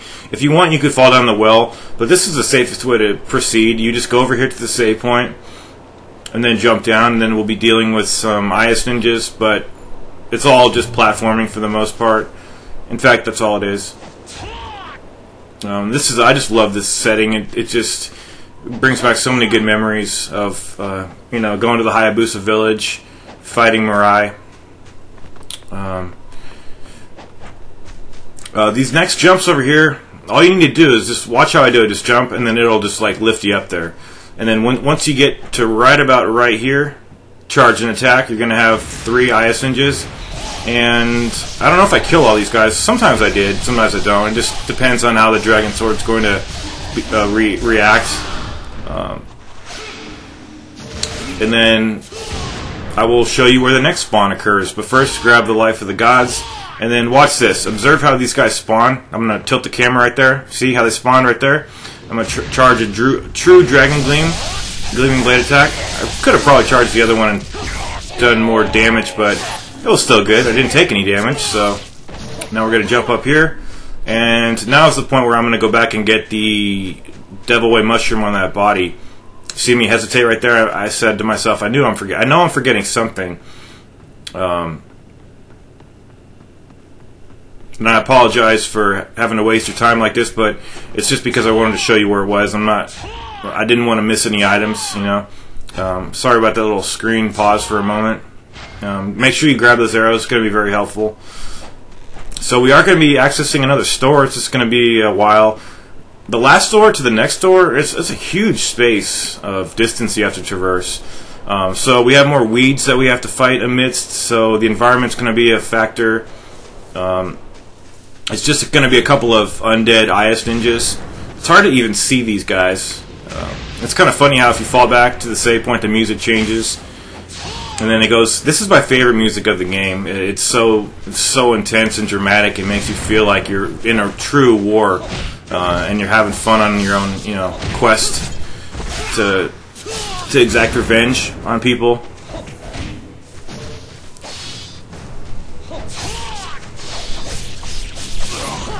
Okay, so did the Azuna drop on him? Took that guy out. Now we're going to go forward and deal with another set of spawners. See how these guys are just frozen? Just like the other ones earlier in the stage. They don't activate until you come near them. And over here, this is my favorite OT over here. When he kicks the guy and kind of slashes at his throat. You can't see it because of the weeds, but this is my favorite one. That I think it happens over here somewhere. Or it might have been a different take. There's always several takes. So this is a good spot to stand because the enemies are to the left, so we need some cover like over here. I mean, if we could switch shoulders that we're aiming on, you could go to the other side, but this is not that type of game. Missed that guy right there. I was trying to get 2 guys at once. Didn't work out. Worst case scenario, just get an ET. I usually try to go for UTs.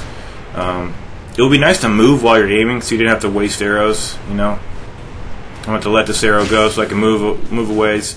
And this took me a couple attempts to get the right angle to go with over here. I apologize if this is taking too long, but I quickly find the correct angle. You just don't want to put yourself out too much and make yourself too vulnerable over here. Normally you can hit things just by inching your way just a little bit. You could even hit people through trees, bamboo, pieces of the environment. So I kind of saw where the enemy was. Look for the glow of their flaming arrows. That's the biggest indicator, because that seems to catch the eye the most. Here we go. So this spot should be pretty good. Fortunately, I had like a tree right in the middle of me and the enemy, so he hit the tree. And then there's this guy up here whom I knew about, but I couldn't really see through the foliage. And then I just said to hell with it, as I usually do. Interesting thing about the next battle, though, with their intervention of Mirai, how this next battle works is, don't even save it because you cannot die on here. It's a scripted fight. I mean, so long as you stay in the area where the fight is supposed to be occurring. Try to get as many kills as you want here. I ended up with like over almost 550 kills when I defeated this level. Of course, many of them being from the Test of Valor, but when I say you cannot die here, I mean it. You can't die. Mirai is going to intervene. And I even left the cutscene in just to minimize confusion, because the last time I did this guide, I just did a real fast jump cut, and I wanted to explain what was going on here with Mirai.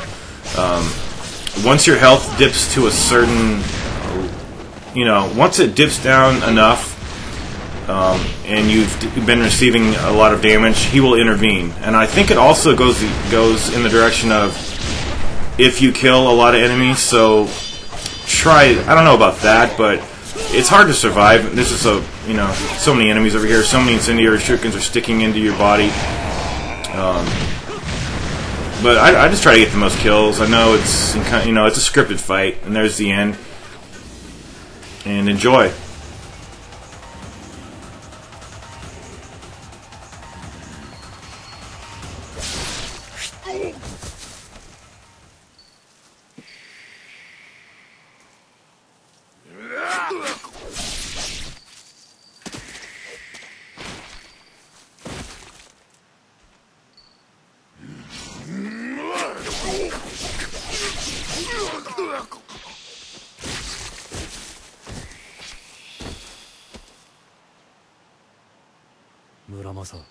邪神がうごめくのを知ってな。いやはや未曾有の最悪そのものじゃ。しかしてわしの足じゃ上まで行かれん。お主がたどり着くのを待っとった。よくぞやってきた。それでこそ正真正銘の竜の忍者じゃ。遠い昔、お主の先祖があの富士の峰の奥深くに邪神を鎮めたのじゃ。こたびはお主がやらにゃいかん。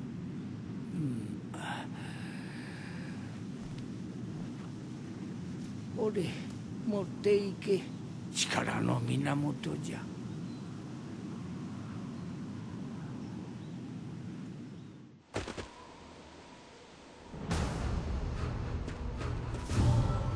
Okay, in case you're wondering, also the item that Mirai gives to Ryu is it's called the Muramasa Osamubi. It's rice cakes, and they completely heal your health. They don't give you any Nimpo. So this fight here, we have some undead ninjas, and then we have some mages too. I'm not really sure how the mages spawn. I think that if you kill a certain number of guys, I've killed 2 guys and then had the mages spawn. I think they may spawn behind you, and since I wasn't looking at them, that may have been why. Normally I hear the mages before I ever see them, and that guy seems to have gotten caught right there behind the rock, which was nice. I didn't plan that, I'm trying to say. So try to cut this guy's head off if I can. I love the I just love the windmill shuriken. I'm going to use it a lot since I earned it. So get a couple of beheadings over here, and I think for the rest of the battles it's just mages. So that was a nice, cut the guy right in half, cut him clean in half. And I know I get grabbed at some point, but I just, ate the damage, so to speak.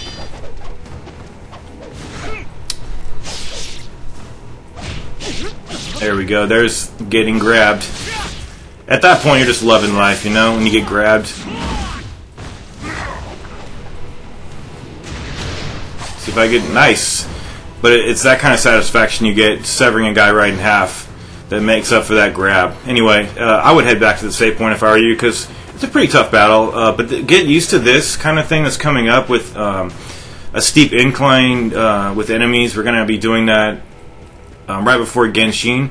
So there's going to be an archer up here, a couple of archers, and then we're going to spawn some IS ninjas.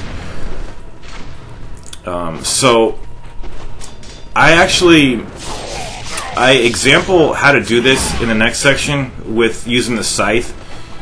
But if you're struggling on a part like this, don't be as flashy and flamboyant as I am doing here. I'm taking a lot of risks. Just because, I don't know, I'm just so used to playing this game, and it's a lot easier. This second campaign has been significantly easier than my first, and there's no real mystery about why that is, but yeah, this is a pretty intense battle. I mean, if you just equip the scythe and as they're running down, charge UTs, and it'll fling them back and just kill them. It'll demolish these guys. But whenever I do that, I get kind of bored just doing the same thing over and over again, so I kind of mix things up. That's why I busted out the windmill shuriken, so I could have some fun. But when I say get used to this, we're going to have tons of these IS ninjas running down at us before the Genshin fight, and there's a lot of them, so just get used to kind of compensating for charging your attack and getting on landing charges on an incline. If you're not very good at it, don't worry. You're the same as me. It's hard to adjust to that, since for the most part in this game you're on level surfaces.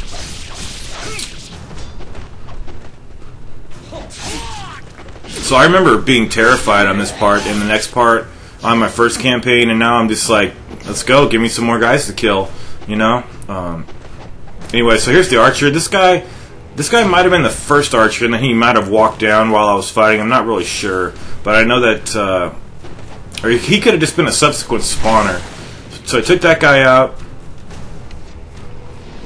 Now I'm going to blind fire a UT arrow at him, and then there's going to be one more archer up here, but of course I ran out of arrows. And it just makes you think, come on, just give me an infinite amount of arrows. They're not like explosive arrows, you know, like in the other games. It just, I don't know. They don't even do that much. They're one of those items, sub-weapons, that you could never even abuse those weapons. You really couldn't. Here I was thinking to myself, should I backtrack and save it? And then I said, nope, I'm not going to save it. So this is not a hard battle down here. You just have these ninjas here. And before you go to the store, make sure you don't overbuy the grains of spiritual life. You know, just buy one less than you would have, unless you need, like me, you need to use it. So I'm going to use the grains since I knew one's around the corner. And then this is the last store level, so you can go back and save it, and that's what I do. You don't see me do it, but I do it, and I would highly recommend that you do it. We have, you know, another 20 to 25 minutes worth of footage here, maybe just 20 minutes, but definitely equip the for this. Equip daggers, Inferno, and the Dragon Sword's pretty good too. But these damn dogs are. This is the reason why this first part's so hard. And I think a little bit of the problem that I was having last time was just not enough Nympho. I didn't have enough. I think I only had like 4 Nymphos, or maybe even as few as 3. But these dogs, it's just like a UT won't even kill a dog. Give me a fucking break. I mean, these dogs are harder than the IS ninjas. I am not kidding. If it was, I would much rather prefer to fight IS ninjas than these dogs. They've got about as much HP as the IS ninjas. These guys are even cheaper. I mean, these guys are still throwing daggers at you. At least the IS ninjas are wind pathing off your head and trying to, you know, bite your ankles until you're dead. But you may be noticing some enemies afar who are kind of shooting some arrows. They're not a threat since we're moving around so much. Also, if you're really struggling here, I would advise having a Talisman of Rebirth, just in case. You know, I didn't have to use one.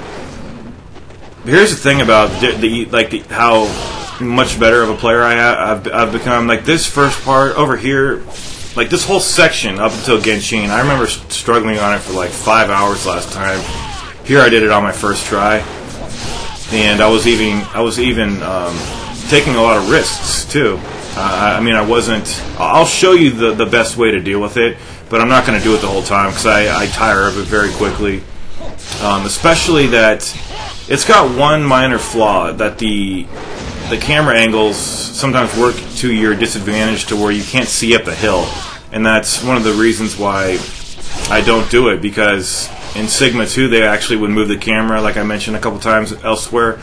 They move the camera. Okay, this part right here, normally that archer, normally once you kill all the dogs, no one fires at you. I'm not sure why this scenario played out, but regardless of what happens, you're always going to get some guys running at you. So unfortunately, that didn't connect or what have you. That didn't work out.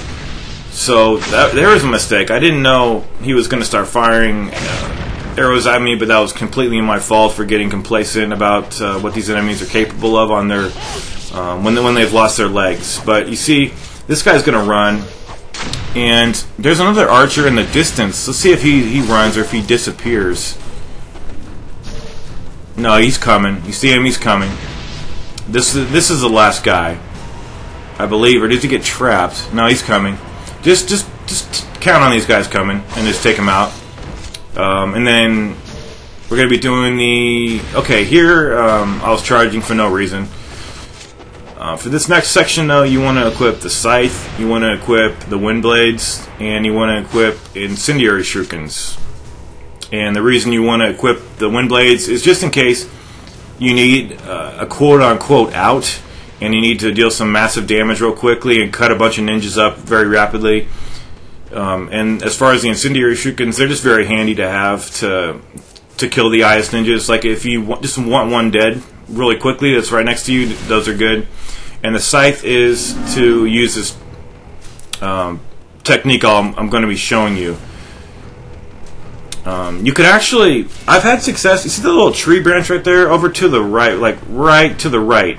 I've used the tonfa over there and got considerable success. So if you want to try that, you might want to. I think I even check campaign number 1 in my playlist, and you'll see it. I think I go over there a couple of times and using the tonfa, and it's very helpful. But just make sure you clear this wave here, and then we're going to be dealing with the IS ninjas. There's nothing but IS ninjas from here on out. They're going to come from the left and right. If they're coming from the left, they're going to get to you sooner. So what we're going to be doing is just looking up here, looking to the left, and looking to the right. See those runners? The only problem about this, is that they're very fast, and they're such small little objects in the distance that sometimes you can't even see them until it's too late. So you see that? Now that was a good. If you could just stay in a spot that allows you to have it so that you can see the enemies when they're running over the rise, because that's when you want to release your charge, like right when they're cresting that hill and descending towards you. Because when they're running towards you, like I've mentioned before in this guide, when they're running towards you, they're not throwing daggers. So you see how they're just running at me? They will throw daggers, but normally they're just trying to catch up to you. So there's a fail on landing charge. See this? I could not see anything, so I just had to go by luck. And here you don't want to count on luck, so try to, position yourself in a safe spot. That's why I also recommended going back to that tree branch, but that will require you to do a little bit more running. See the guy there, he is running to the left. I don't know if it's on a pattern. See, again, I couldn't see anything, and I'm getting really frustrated here. But every time you go up here, you're gonna have just check your sides every time, to the left or to the right. I'm going up here now. I check to the left first because they could get me faster, and if I'm looking too much to the right, then they might sneak up on me on the left. Whereas if I'm looking to the left first, then I have ample time to turn the camera to the right and see if they're coming that way. So here I did not get it out. See the problem? There I moved the camera, but there's plenty of times when I'm doing this. I'm moving the camera. There's nowhere that I can move the camera that will allow me to see when these guys are cresting that hill. And since this game doesn't implement Sigma 2's feature where the camera pans away from the character when enemies are rushing you, giving you the indication that they're coming, I just have no way of seeing them. So see how this tool works really well here, the scythe. If you're struggling, like if you really taking like 5 hours to do this like I did last time, see this bad spot. That was just completely bad. Even the health bar will get in your way of seeing stuff. But if you're really struggling on this, just keep to the protocol here. Don't deviate from what I'm telling you. Now you are going to see me, use different weapons over here and just mix things up. But basically, what I was doing is a pretty good tactic. And if you're having, you're having those vision problems with the camera, just find a better spot and maybe use the tonfa, because the tonfa will murder these guys very, very rapidly. And if you get into a pinch, use daggers and or your Nimpo, because you're not gonna, you will not need Nimpo on Genshin. So use all your Nimpo up, since you're gonna get refilled in the next chapter, and you're not gonna use daggers either. So just use all your daggers and just keep your wits about you. Here they come. See some more guys to the right. I'm gonna fall back, but I got sick of falling back. So sometimes, even if I have somewhat of a good visibility, it's like the health bar is getting in my way, or like the charge, the aura that surrounds you when you're doing the charge, that gets in my way. So I just said I don't really need to do that. I just wanted to show it. So I just I don't need to do that technique anymore. So there is an instance of a nice handy use of the dagger. It auto-targeted that guy over there, or somebody over there. But otherwise, even though I say I don't need to do this anymore, what I don't need to do is run out into the middle, because there's so much open space there that it would, and there's no, see, bad spot to stand. See the health bar right in my way, but I could see something. Just now I can't see anything. And I'm just basing it on luck, but you don't have. I don't imagine that you would have to fight like everybody if you went into the middle arena, but you would have to fight, all the waves, and then they would keep respawning. So you see, that was, I kind of pretty much at that point I decided to just stick out some of these battles, throw them into the walls, use Nimpo if I have to, because I know that's.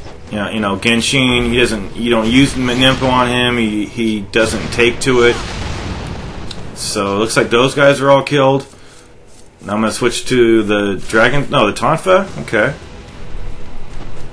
There's a guy, so see how they get trapped by the angles too? You can control that too, the way they get stuck. This was kind of a tense situation. These guys weren't getting delimbed, so I had to use magic real quick.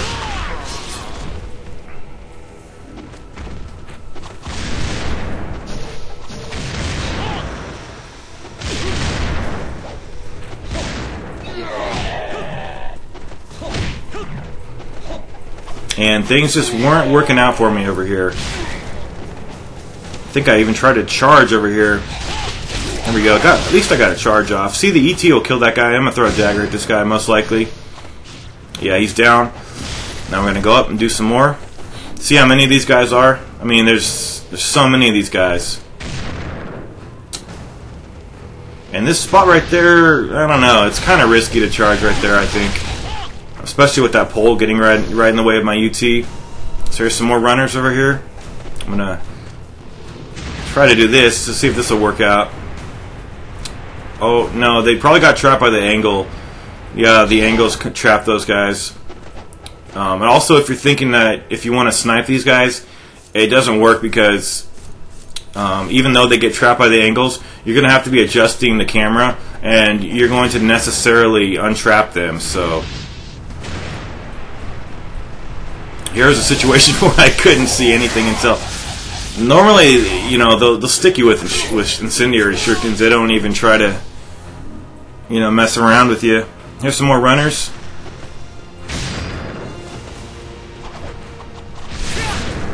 Did the helmet splitter on him. Now I'm going to cut him up, see if I can get some health or magic. But more, you got a backup crew right there.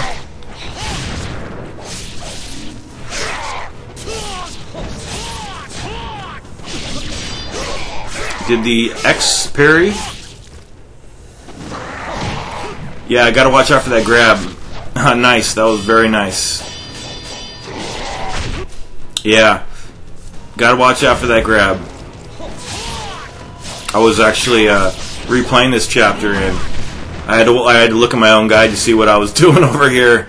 I often do that because I just plain forget, and I trust myself enough to, if I'm making a guide for others, I just assume that it's good enough for my own self. But yeah, I had to look at my own guide over here, see what to do.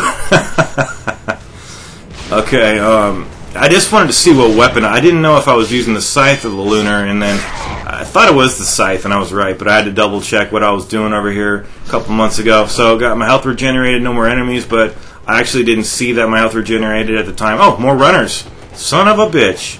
More runners. There's probably 50 of these guys.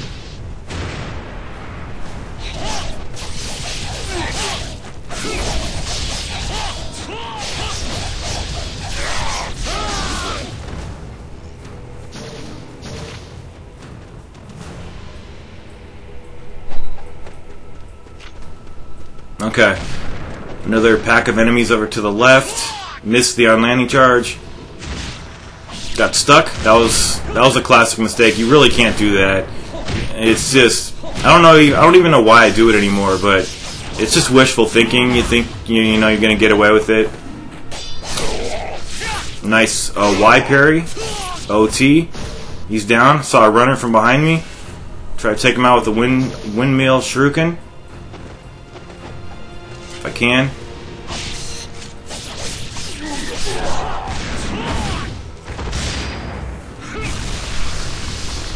Okay, here is where I use the Nimpo.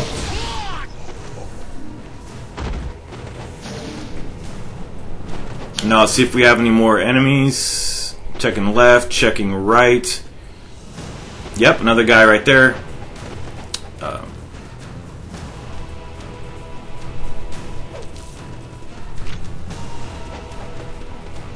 So he was trapped actually. So now I think I'm gonna go up here. Did I unspawn that guy? No, I didn't unspawn him, but I think this was the last guy. Yeah, he was the last guy. Now we're going to get herb, and there's going to be a Life of the Gods and 2 Devil Way mushrooms. So do not apply the Devil Way mushrooms to your key gauge because you're not going to need any on the boss, and they fill you up in the next level. So you would be it's completely wasting resources. Equip the bow and arrow since you're going to need the bow in the next level, so you don't want to keep switching it. And it's basically up to you what you want to use, either the True Dragon Sword or whatever you want. But I'm going to apply the Life of the Gods that I have. I have 9 of them. So the amount of health that is going to appear right now, that's the most health you can possibly get in the game. Because I've collected all the items, and there's 2 Lives of the 1,000 Gods in the trials, number 3 and number 9. Excuse me, number 1 and number 9. They're bookended. Here's Genshin. So he's going to appear over here. Pretty much the same tactics. Just keep your guard up, and when he's dashing to you, now you see how he was glowing red? That's his new technique that he does. Basically, if you're attacking when he does that, you have a high likelihood of getting grabbed. And the grab is actually very pathetic. It doesn't deal too much damage. I don't think I got grabbed here. I was trying to do this fight without using a Talisman of Rebirth, and I did. But I did have to use a couple healing items. But it's basically you're blocking, you're doing the reverse of wind, the evade that is, and not hitting when he's glowing red. And if your attacks are bouncing off of him, or if he's being evasive, that means you back off and you be evasive. And if he gives you hits, you get them. That's pretty much how he always works. I have the unfixed camera on, notice, and all I'm using is Y attacks. So I want to deal the most damage to this guy as possible very quickly. And you notice I only go in for a couple of quick jabs. Sometimes I do 3 jabs, but mostly I just do 2 quick jabs and then go away.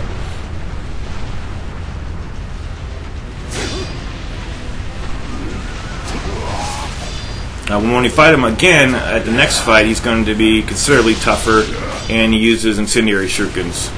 So, and he has, I think, even quicker attacks, but I can't be certain about that for sure. But basically, he's the same Genshin we fought. This is the 3rd time we're fighting him. One more time, but he'll be in his Fiend persona, the evil Genshin. So just always keep your guard up and watch for that long combo that you can't block. Just keep it being evasive. And when he dashes towards you, I dashed at the last minute, but you notice I didn't hit him right there because he was glowing red. So you have to have very good reflexes as well, and restraint to not hit him when he is glowing red, because that will be your undoing. Watch out for that attack right there, like I mentioned. And that's the combo you gotta really watch out for. Just don't push it here. It's not a race. Steady-handed approach, and just try to keep your attacks balanced. And that's it. Chapter 11 completed. I got 553 kills and a lot of essence, no Nimpo. Almost 4 hours for that chapter, and Master Ninja rank. Thank you for watching the video, and I hope that you too got the Master Ninja rank.